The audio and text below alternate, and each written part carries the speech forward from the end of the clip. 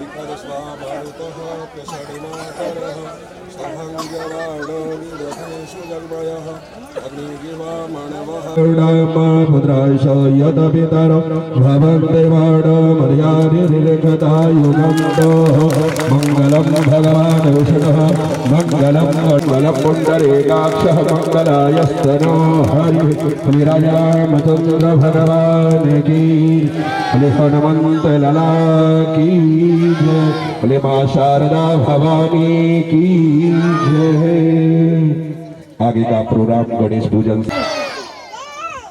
Hello hello, अरे सहन एक कौशलेंद्र जी एक 2 मिनट में अपना आए हुए जागरण मंच पर विराजमान कुशल कलाकार और उपस्थित माताओं, बहनों, भाइयों, अभिभावकों एवं बच्चे को कौशलेंद्र कुमार की तरफ से हार्दिक अभिनंदन करता हूं। आप लोगों ने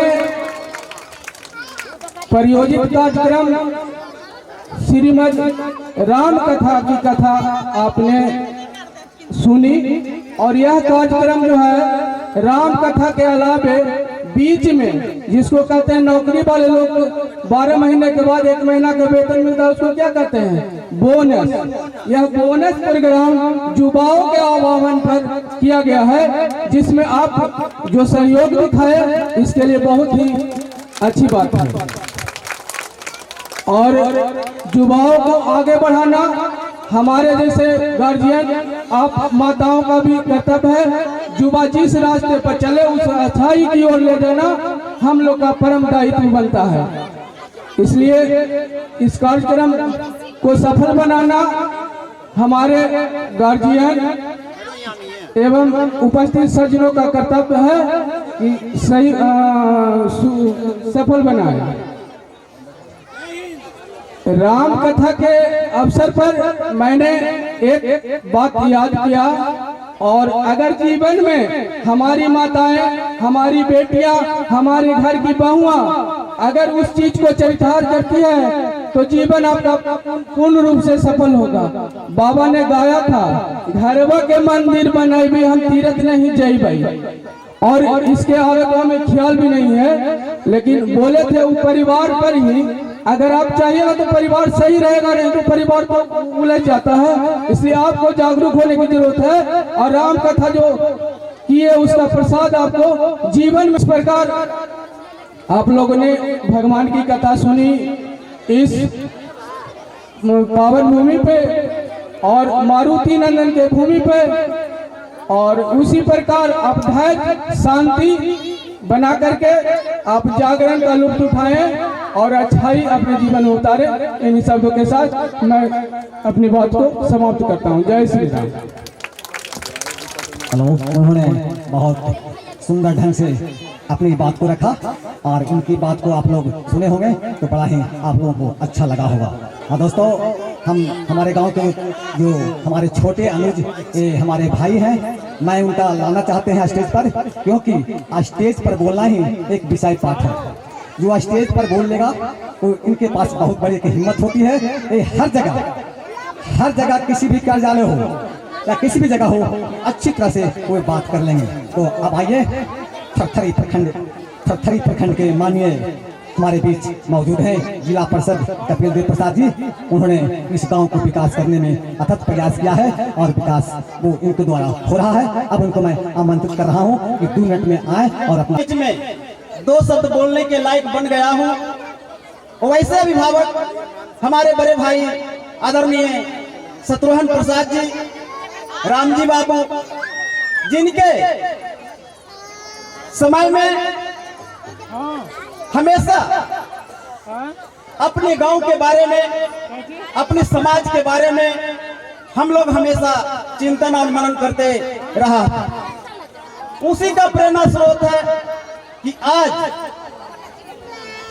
हम लोग आपको बीच में 2 शब्द बोलने के लिए खड़ा हुआ, और उसी मार्गदर्शन पर हमारे आने वाले पीढ़ी जो हमारे नौनिहाल है, युवा साथी, हमारे बच्चे हैं, हमारे भाई हैं छोटे छोटे, उनके अंदर जो लालसा जगी है, उन तमाम बंधुओं को, भाइयों को मैं तहे दिल से शुक्रिया अदा करता हूं। एवं इस सभा में उपस्थित हमारी माताएं, बहनें, हमारे गार्जियन, छोटे छोटे बच्चे, हमारे जो भी हमारे अगल बगल के रघुनाथपुर, बाराडी, 12 बीघा, जैतपुर एवं तमाम अगल बगल के गांव से आए हुए हमारे तमाम श्रोता जनता को मैं थरथरी जिला परिषद आपको मैं हार्दिक अभिनंदन एवं स्वागत एवं वंदन करता हूं। ताली बजाइए। आज का समय बहुत लंबी चौड़ी भाषण देने का नहीं रहा है, इसीलिए कि हम लोग माता के दरबार में आए हुए हैं। इन्हीं की असीम कृपा से आज हमारा जीवन में जो श्वासें चल रही है, वह श्वास उन्हीं की कृपा से चलती है। उनके सामने हम लोग सभी संतान हैं, बच्चे हैं।